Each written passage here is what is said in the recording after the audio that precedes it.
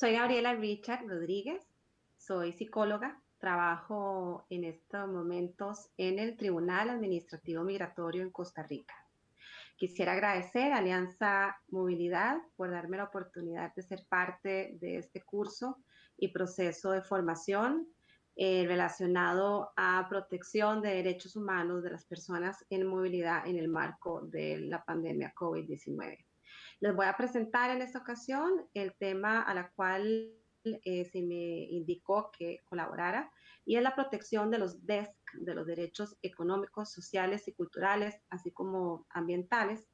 en la pandemia, específicamente a la población migrante, solicitante de asilo, refugiada, desplazada, forzada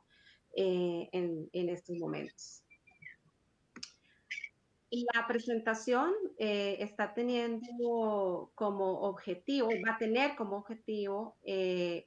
tres, tres grandes objetivos. Uno, poder presentarles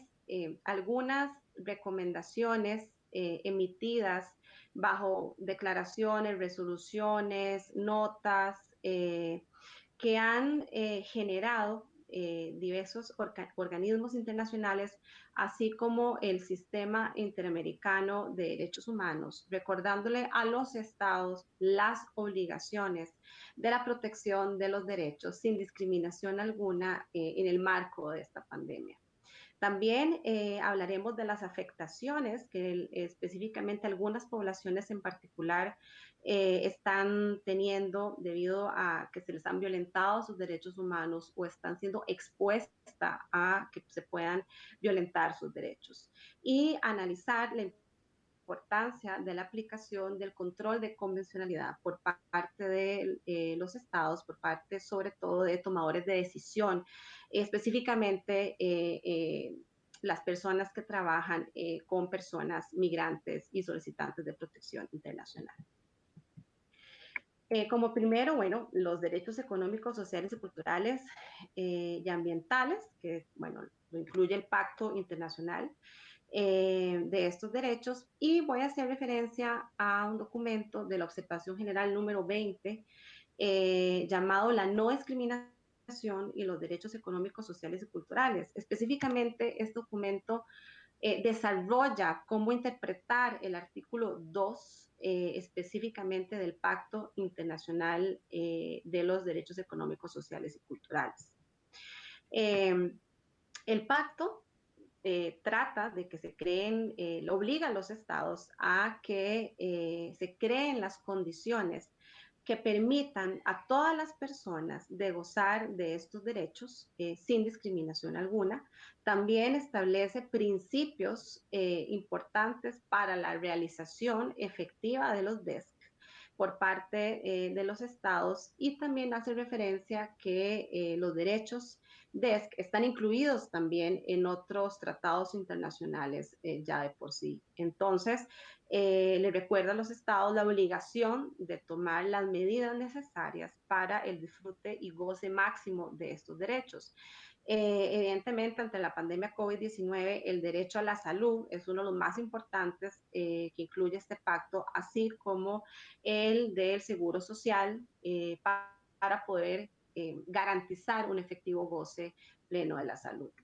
El artículo 2 del pacto habla específicamente, indica que los estados parte en el presente pacto se comprometen a garantizar el ejercicio de los derechos que están incluidos en el documento, en el pacto, sin discriminación alguna por raza, color, sexo, nacionalidad, opinión política, religión, idioma o de otra índole. Y también habla sobre motivos prohibidos de discriminación.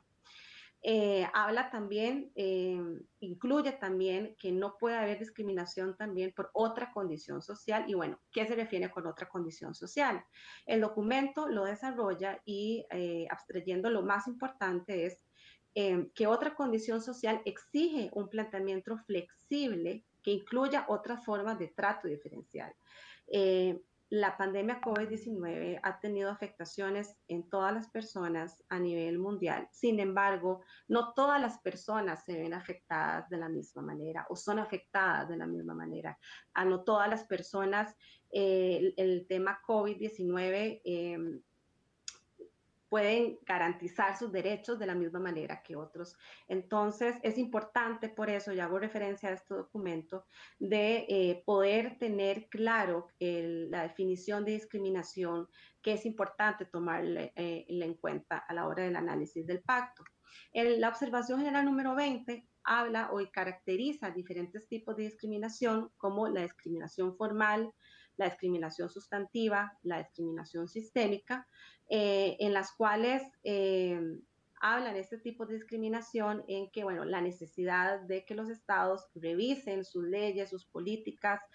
sus legislaciones, en donde no haya una discriminación de ningún tipo a ningún tipo de población. También habla de la discriminación directa, la discriminación indirecta y la discriminación múltiple. Lo menciono porque considero que se pueda revisar el documento, lo van a tener, ustedes van a tener acceso al documento, la observación número 20, en donde desarrolla y analiza este tipo de discriminaciones y cómo pueden influir en las personas, específicamente cuando hay estados que tienen constituciones, leyes,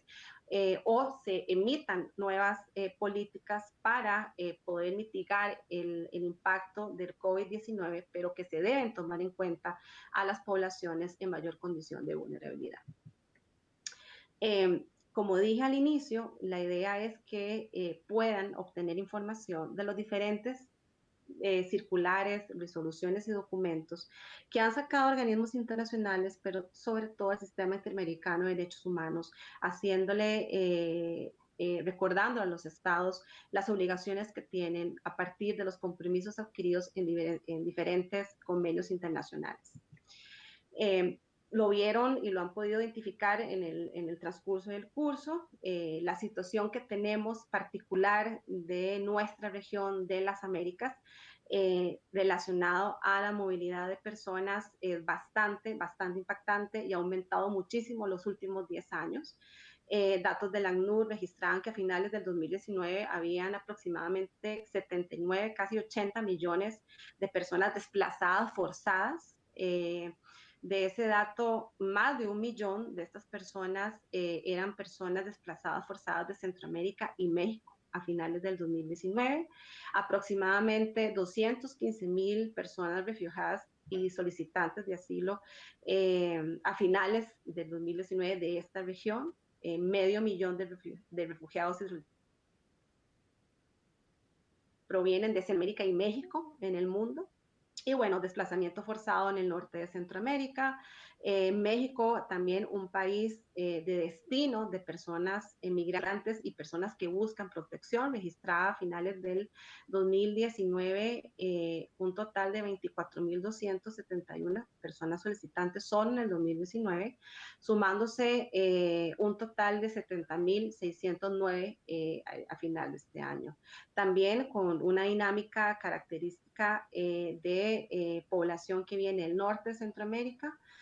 pero también población extrarregional de África, de Asia, así como personas cubanas, haitianas, que también se suman a estas solicitudes. Costa Rica tiene estas características muy parecidas a México en relación a las personas que solicitan protección. Solo en el año 2019 y a finales de 2019 había aproximadamente 93,000 solicitudes pendientes por resolver en el sistema de asilo costarricense, tomando en cuenta que es un país bastante pequeño. Esto ha venido a impactar muchísimo el sistema de asilo. Solo al 20 aproximadamente de septiembre, al 11 de septiembre de este año, se habían contabilizado aproximadamente 11,244 nuevas solicitudes, tomando en cuenta además que, bueno, ante el COVID hay obviamente implicaciones que han afectado también a la institucionalidad propia, y aún así se registran 11,244 solicitudes. Nicaragua es uno de los principales países en este momento que solicita protección de personas que provienen de Nicaragua en Costa Rica, pero también países del norte de Centroamérica, así como muchísimos venezolanos también, población cubana y haitiana. también se le suman a estos. Panamá también ha sido impactado por esta población. Y bueno, el caso de Venezuela, que ya se registran más de 5 millones de personas que se han tenido obligadas, han tenido que salir de ese país. Ante este contexto, las necesidades de protección realmente son muchísimas para estas personas, para estos perfiles de estas personas, con una región bastante complicada por violencia, sobre todo en los países del norte de Centroamérica, generado por grupos no estatales como maras y pandillas, con desplazamiento forzado reconocido en estos países, pero a la vez hay una movilidad de personas extrarregionales que también pasan por estos países en sus rutas migratorias para poder ir hacia el norte, pero se han visto complicada la situación ante cierre de fronteras y muchas de ellas también están varados en zonas fronterizas sin poder seguir su trayecto. A eso se le suma la situación pandemia, y por eso considero importante que puedan tomar en cuenta el documento realizado por el ACNUR en marzo de 2020 llamado Consideraciones Jurídicas sobre Acceso al Territorio para las Personas en Necesidad de Protección Internacional en el marco del COVID. Este documento le recuerda a los estados el derecho a buscar asilo. Según el derecho internacional, los estados tienen la facultad soberana de regular la entrada de personas extranjeras. Sin embargo, el derecho internacional también establece que estas medidas no pueden impedir que quienes huyen de persecución puedan solicitar asilo en los países. El artículo 14 de la Declaración Universal de Derechos Humanos establece que toda persona tiene derecho a buscar asilo y a disfrutar de él en cualquier país. El derecho a buscar y disfrutar asilo está consagrado además en varios instrumentos internacionales y regionales. Y como punto esencial considero que se debe revisar es el principio de no devolución. El principio de no devolución es la piedra angular de la protección internacional de los derechos de los refugiados, que prohíbe sin discriminación cualquier conducta del Estado que conduzca a poner en modo alguno a un refugiado en las fronteras de los territorios donde su vida y su libertad peligre. Esto es sumamente importante. Hay muchísimas personas que necesitan la protección y como tomadores de decisión, así como defensores de derechos humanos, este principio es básico para garantizar que se respeten los derechos de las personas solicitantes.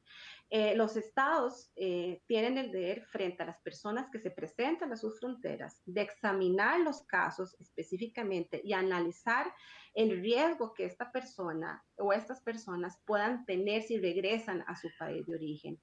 Eh, Poder que las personas accedan a los sistemas de asilos es esencial en estos momentos. El principio de no devolución está consagrado de manera destacada en el artículo 33 de la Convención de 1951 sobre el Estatuto de Refugiados. Ha sido reconocido también como una norma de derecho constitucionario internacional. Y bueno, también el principio de no evolución lo señala la OEA, así como la Convención Americana sobre Derechos Humanos y también la Declaración de Cartagena de 1984. Así que en este sentido, es sumamente importante que se revise y recordarle a los estados las obligaciones que tienen en relación al principio de no evolución. Eh, También habla este documento de una nota, de una opinión consultiva de la ACNUR y en donde indica que las obligaciones de acuerdo con el Pacto Internacional de Derechos Civiles y Políticos de 1966, según cómo las interpreta el Comité de Derechos Humanos,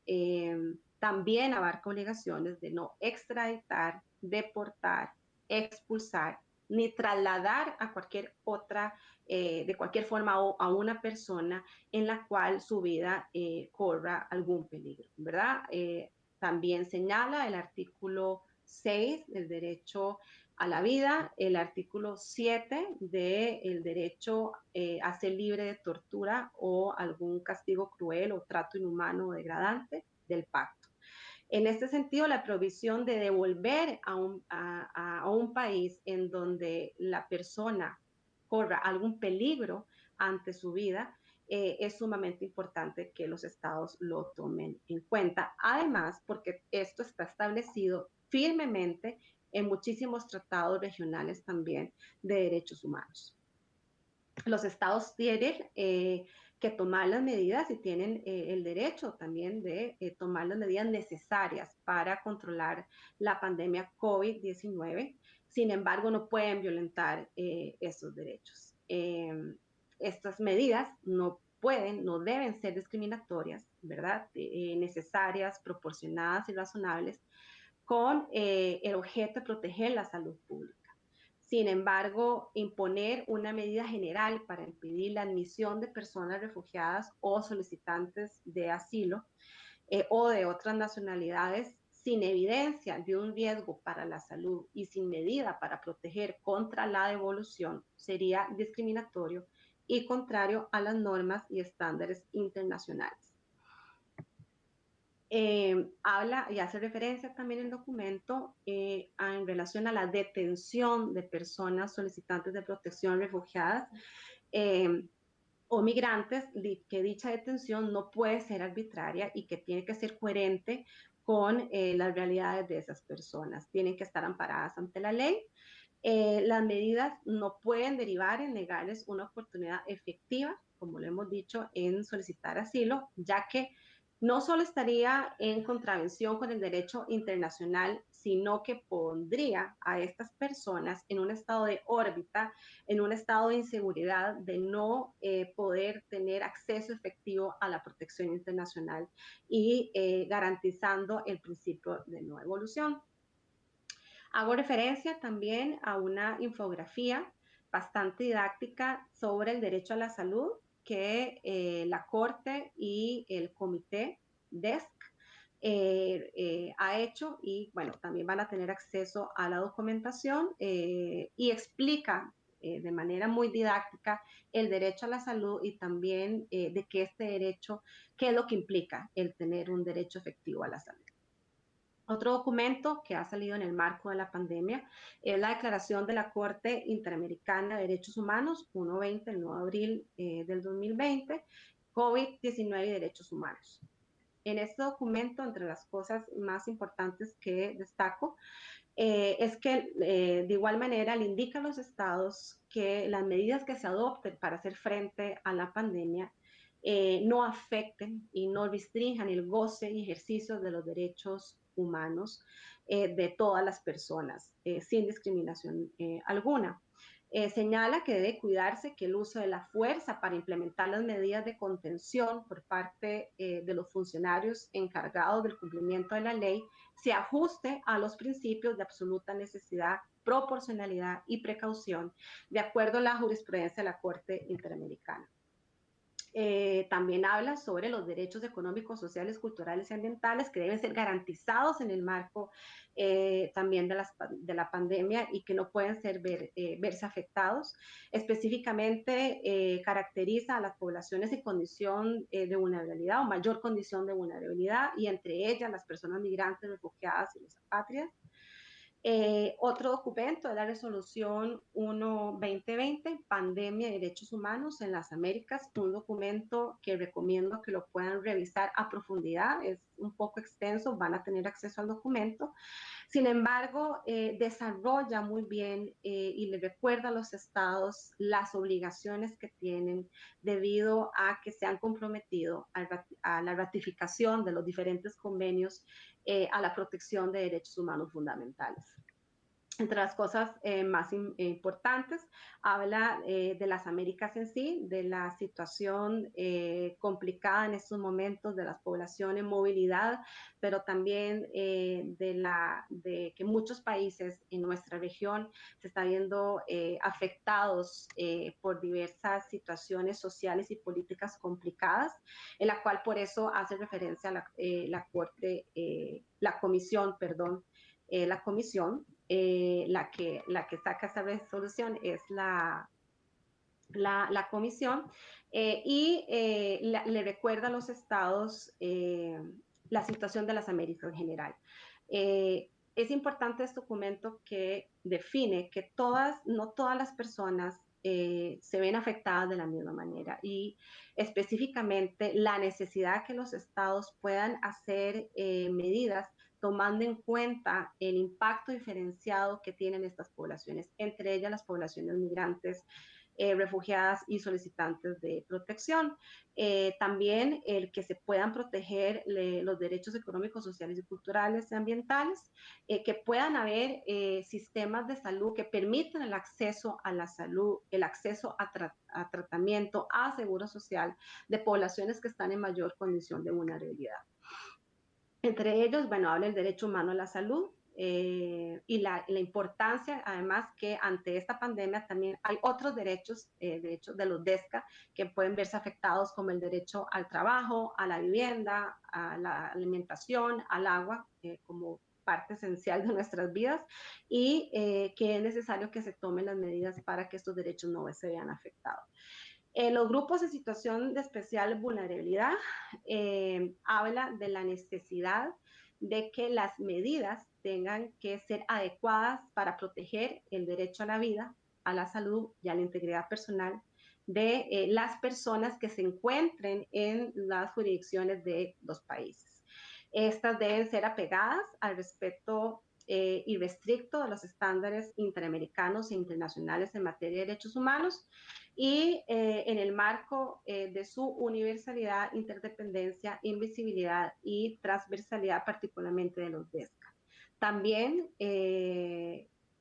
invita a los estados o le recuerda a los estados en relación a las medidas como el estado de excepción o emergencia, tienen que ser utilizadas de manera, no pueden ser utilizadas de manera ilegal y abusiva y desproporcionada, ocasionando violaciones a derechos humanos, específicamente en la parte resolutiva, profundiza en relación a que en el caso de establecerse un estado de excepción, las garantías que se deben de cumplir para no violentar derechos. Y específicamente lo que mencionaba de poder tener enfoques diferenciados para poder abordar de manera integral los impactos diferenciados que hay en las poblaciones ante un marco de pandemia COVID-19. Específicamente la parte resolutiva habla sobre las personas solicitantes de asilo, personas refugiadas, apátridas, víctimas de trata de personas y personas desplazadas internas, en la cual el hacer deportaciones o expulsar a personas sin tomar las coordinaciones adecuadas y tomando en cuenta los impactos que van a tener estas personas, puede ser catastrófico para muchas de ellas y el documento le recuerda también a los estados los derechos que se tienen que proteger ante estas medidas. También habla del derecho que tienen las personas de regresar a sus países de origen, así que los estados puedan emitir estas coordinaciones con esos países de origen para asegurar que estas personas van a regresar de una manera integral, que van a regresar sin que se les sean vulnerados sus derechos humanos. También está el comunicado de prensa de la CIDH, específicamente que urge a los estados proteger los derechos humanos de las personas migrantes, refugiadas y desplazadas frente a la pandemia. Un documento que también ustedes van a tener acceso. Y la comisión indica a los estados de garantizar los derechos de estas personas en movilidad. Se destaca la persistencia, dice la comisión, de prácticas en países de la región de detención migratoria, ¿verdad? Destaca la comisión la disminución de acciones de reasentamiento de refugiados, indica que hay obstáculos para la presentación de solicitudes de refugio y asilo en muchos países, el cierre de fronteras también, y le recuerda los principios básicos como el no devolución y como el derecho a solicitar asilo también.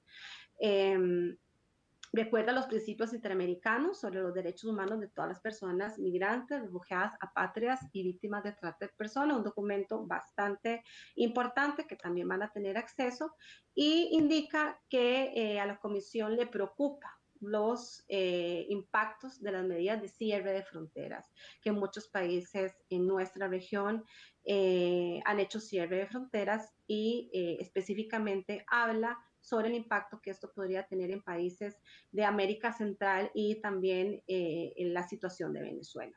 Le reitera a los estados el acceso a territorios y a los procedimientos de protección internacional. También está la nota de orientación conjunta relacionada al COVID-19 del Comité de Protección de los Derechos de todos los trabajadores migratorios y de sus familias de Naciones Unidas y del Relator Especial sobre los Derechos Humanos de los Migrantes. Habla sobre 17 puntos, bastantes importantes todos, específicamente, bueno, de garantizarles las condiciones de seguridad social, acceso a la salud y que se le protejan los derechos a todas las personas migrantes, independientemente de su condición migratoria y las de sus familias. El impacto en personas en movilidad ante el COVID-19, si bien es bastante diferenciado para esta población, sin embargo, mencionábamos el cierre de fronteras y bueno, en el caso de Venezuela ha habido un cierre de fronteras en el cual está condicionado por un cupo limitado de personas que pueden ingresar y regresar a su país de origen, de venezolanos que necesitan regresar y quieren y tienen el derecho de regresar y se han visto impactados teniendo muchísimas personas venezolanas en zonas fronterizas con Colombia, Brasil, en situaciones bastante precarias. Son personas que han tenido la necesidad de regresar a su país de origen porque en los países en los cuales ellos se encontraban antes de la pandemia se han quedado sin trabajo, sin acceso a la salud o están completamente indocumentados, no tienen vivienda y bueno, necesitan regresar. Es sumamente preocupante. La Comisión, así como la Corte, lo ha mencionado también en estos documentos de la situación de personas venezolanas, en donde algunas de ellas han tenido que utilizar vías irregulares y en donde también han tenido implicaciones fuertes, en donde se le acusan por bioterroristas o posibles armas biológicas. Hay también datos del secretario de Gobierno en el estado de Zulia, que estableció que las personas que retornen a Venezuela deberían pasar una cuarentena en celdas, ¿no? Entonces, eso también ha sido señalado y bueno, esto es un poco el impacto que ha tenido de estas personas que necesitan regresar en su país, a su país de origen en el marco de una pandemia. También se ha visto afectada en el caso de personas nicaragüenses que también por situaciones de precariedad en los países que se encontraban han tenido la necesidad de regresar a su país de origen, en la cual ha causado también que hayan personas nicaragüenses varadas en fronteras o también en aeropuertos internacionales sin poder regresar. Existe una resolución en donde se le dispone que las personas nicaragüenses están obligadas a presentar un resultado negativo de COVID y además si se encuentran personas nicaragüenses cruzando de manera irregular por vías no autorizadas a una multa de $150. Esto también ha afectado a la población. Y en este sentido, recordar instrumentos básicos, pero así como hay otros, como es la Declaración Universal de Derechos Humanos, el artículo 13, toda persona tiene derecho a circular libremente y a elegir su residencia en el territorio de un Estado, y también toda persona tiene derecho a salir de cualquier país, incluso del propio, y a regresar a su país. La Convención Americana sobre Derechos Humanos, el artículo 22, derecho de circulación y de residencia, indica que nadie puede ser expulsado del territorio del Estado del cual es nacional, ni ser privado del derecho a ingresar en el mismo. El Pacto Internacional de Derechos Civiles y Políticos, en el artículo 12, nadie podrá ser arbitrariamente privado del derecho a entrar a su propio país.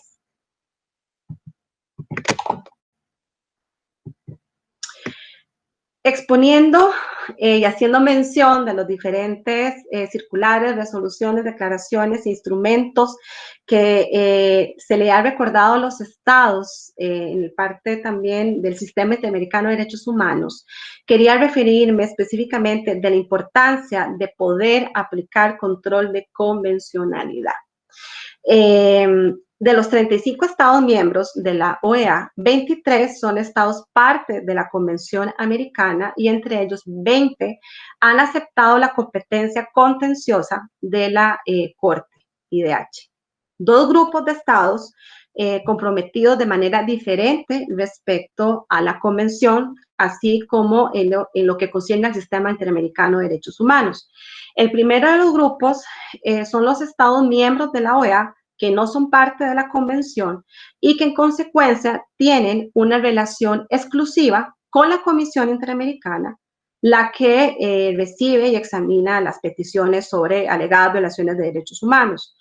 reconocidos en la Declaración Americana. Y el segundo grupo están los estados miembros de la OEA que son parte de la convención, pero que hay en este grupo hay dos subgrupos. Uno, que son los estados que no han aceptado la competencia contenciosa de la Corte y que por tanto solo tienen relación con la Comisión. Y el otro grupo, los estados que sí han aceptado la competencia contenciosa de la Corte y que tienen relación de la Comisión Interamericana y la Corte IDH. Por ello, la importancia de que uno de los grandes objetivos que se pueda para fortalecer el sistema interamericano apunta precisamente hacia la adhesión universal a los instrumentos del Corpus Juris interamericano por parte de los Estados miembros de la OEA. En este sentido, el control de convencionalidad ha sido definido por la propia Corte Interamericana de Derechos Humanos como una institución que se utiliza para aplicar el derecho internacional, en este caso el derecho internacional de los derechos humanos y específicamente la Convención Americana sobre Derechos Humanos y sus fuentes, incluyendo la jurisprudencia de la Corte, muy importante, en el derecho interno de los estados parte de aquella. Van a tener acceso también al manual autoformativo del Instituto Interamericano de Derechos Humanos relacionado con el control de convencionalidad. La Corte ha manifestado cuando un Estado es parte en un tratado internacional como la Convención Americana, todos sus órganos, incluidos sus jueces y demás órganos vinculados a la administración de justicia en todos los niveles, también están sometidos al tratado, lo cual les obliga a ver para que los efectos de las disposiciones de la Convención no se vean mermados por la aplicación de normas contrarias a su objetivo y fin, de modo que decisiones judiciales o administrativas no hagan ilusorio el cumplimiento total o parcial de las obligaciones para proteger los derechos. Las exigencias de dicho control de convencionalidad conlleva importantes desafíos. Es bastante desafiante para una persona tomadora de decisión tener esto muy presente y hacer control de convencionalidad cuando se toma una decisión. Por eso creo que es sumamente importante que los estados y tomadores de decisión, tanto en vías judiciales como administrativas, hoy más que nunca, ante una pandemia, puedan realizar de manera adecuada el control de convencionalidad. La Corte indica que las exigencias de dicho control de convencionalidad conllevan importantes desafíos en la medida que las diferentes autoridades públicas de un Estado resultan vinculadas no solo por su derecho interno, sino también por el derecho internacional de los derechos humanos, soberanamente consentido a través de la firma, ratificación o adhesión de los respectivos tratados. Tiene que haber una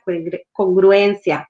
sobre el derecho interno con el derecho internacional que los estados se han comprometido. En el cumplimiento de las obligaciones estatales y la violación de derechos humanos reconocidos en dichos tratados genera la responsabilidad internacional de un Estado. La competencia está en el artículo 62.3 de la Convención Americana, en donde la Corte tiene competencia para conocer de cualquier caso relativo a la interpretación y aplicación de las disposiciones de la Convención, siempre que los Estados partes hayan reconocido o reconozcan dicha competencia. Entonces, la Corte es el intérprete último de la Convención. También la Convención, en su base normativa, el artículo 1.1 habla sobre el deber de respeto y garantías de los derechos de la Convención. El artículo 2, deber de adoptar disposiciones de derecho interno. Los Estados partes se comprometen a adoptar, a tener congruencia en lo que acabo de decir, con arreglo a sus procedimientos constitucionales y a las disposiciones de la Convención, las medidas legislativas o de otro carácter que fueran necesarias para hacer efectivos tales derechos. El artículo 29b de la Convención: ninguna disposición de la presente Convención puede ser interpretada en el sentido de limitar el goce y ejercicio de cualquier derecho o libertad que pueda estar reconocido de acuerdo con las leyes de cualquiera de los estados parte de la Convención. En los artículos 1.1 y 2 de la Convención Americana indican las obligaciones de los estados parte de cumplir con lo establecido en dicho tratado de protección de los derechos humanos, manteniendo una armonía entre el derecho interno y el derecho internacional. En este sentido, indicaba que el control de convencionalidad puede apoyar y contribuir a que las obligaciones establecidas en la Convención Americana generen efectos en el derecho interno de los estados que son parte de la misma. Y hoy más que nunca, el control de convencionalidad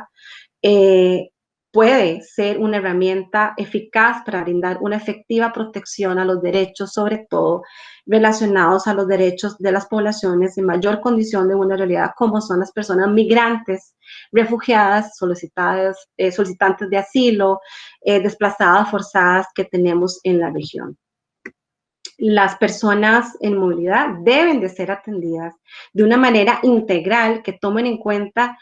las características que tiene esta población. No todas son iguales, tienen características y perfiles distintos que tomadores de decisión y los estados deben tomar en cuenta a la hora de generar protección hacia ellos. Es esencial en estos momentos que se adopten políticas para prevenir de manera eficaz el contagio del COVID, como otras enfermedades, crear medidas para asegurar el acceso a la salud, la seguridad social, también la posibilidad de diagnóstico temprano de una enfermedad como el COVID es esencial, y las medidas tienen que ser coherentes con los diferentes compromisos internacionales, ya que si no, estas medidas en algún momento pueden más bien ser de una manera contraria y puede ser que la enfermedad del COVID-19 se propague más al tomar estas medidas. Por eso tiene que haber una congruencia con las medidas que se vayan a tomar y los derechos que son importantes proteger de estas poblaciones. Los DESC abarcan las necesidades más esenciales y básicas para que las personas puedan tener una calidad de vida digna y a la vez integran derechos que son garantías para la protección de estas personas. Los estados, ante esta situación de salud, los estados deben generar acciones para cumplir el respeto a estos derechos y no seguir violentando otros derechos. América Latina tiene avances importantes, marcos jurídicos ejemplares, ha tenido una generosa tradición de brindar asilo y protección desde hace muchísimos años, tiene países con marcos jurídicos robustos de derechos humanos. Sin embargo, la voluntad y capacidades de muchos países no han generado la aplicación adecuada y efectiva de estos marcos jurídicos para la protección de las personas, en donde más bien se han violentado muchísimos derechos. No debe seguir existiendo una desconexión entre los discursos, entre los marcos jurídicos que los estados tienen, así como las convenciones internacionales a las cuales los estados se han comprometido. Tiene que haber una coherencia de esta situación para poder abordar de manera integral a esta población. La palabra solidaridad para mí es una palabra clave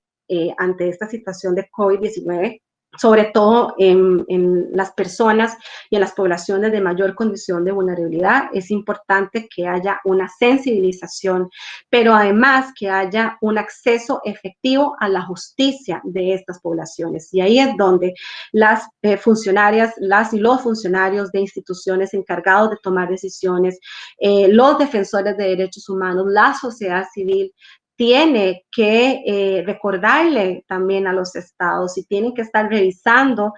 todos estos compromisos y todas estas herramientas que se han emitido sobre todos estos últimos meses para garantizar un acceso efectivo a la justicia y protección de los derechos humanos de las personas.